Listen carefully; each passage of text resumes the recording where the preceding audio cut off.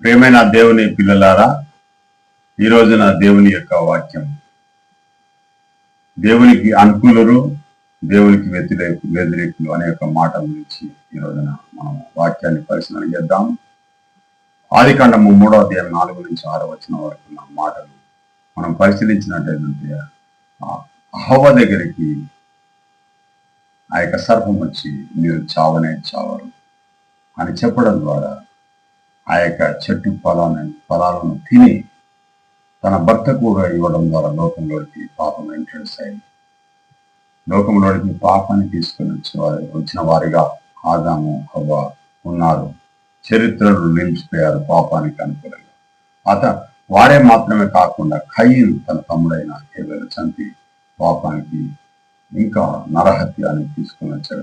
దేవుని పిల్లారా, ఇంకా కొంతమంది విద్రోహ శక్తులు ఫరో ఐగుప్తు రాజు ఫరో కూడా దేవుని యొక్క పిల్లల్ని హింసించి దేవుని యొక్క శిక్షకు పాత్రుడయ్యాడు.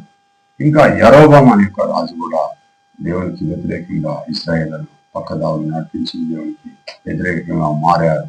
ప్రియమైన దేవుని పిల్లారా, ఇంకా కొంతమంది ఉన్నారు. మనష్షే అనే ఒక దుర్మార్గుడు ఇజ్రాయేల్ అందరినీ కూడా పాపం చేయడానికి కారకుడయ్యాడు. వాడు మాత్రం కాకుండా ఇంకా చాలా మంది ఉన్నారు. ఏ రోజు రాజు నెబుకద్నెజరు అనేమంది. కొంతమంది మంచి వారిల గురించి కూడా, దేవునికి అనుకూలమైన వ్యక్తుల గురించి కూడా మనము మాట్లాడుకుందాం.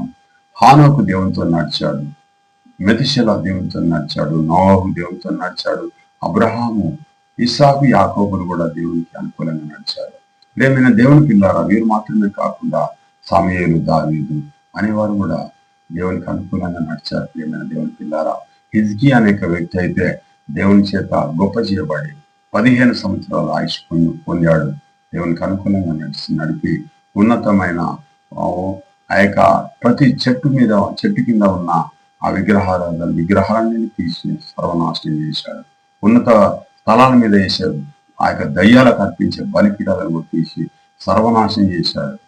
అక్కడ ఇత్తడి సర్పాన్ని కూడా తీసి దాన్ని పడగొట్టి పొడి చేసి సముద్రంలో కలిపాడు. ప్రియమైన దేవుని పిల్లారా, అతను మాత్రమే కాకుండా ఇంకా కొంతమంది ఒక ముఖ్యమైన దేవునికి అనుకూలంగా నడిచిన వాళ్ళు చాలా కొంతమంది ఉన్నారు. ప్రియమైన దేవుని పిల్లారా, వారిలో ఇంకా కొంతమంది ఎవరు అంటే యేసుక్రీస్తు ప్రభు చాలా గొప్ప వ్యక్తి. యేసుక్రీస్తు ప్రభు దేవునికి ఇష్టడుగా బతికి దేవునికి ప్రియ కుమారుడుగా జీవించి తన రక్తాన్ని సర్వమానవారికి కార్చి ఆ పవిత్రతను ఏర్పాటు చేసిన వ్యక్తిగా దేవుని కుమారుడిగా స్వీకరించబడ్డాడు. మనల్ని కూడా ప్రయాసపడి భారం మోసుకొచ్చిన సమస్త జనులారా నా యొద్దకు రండి అని ప్రపంచ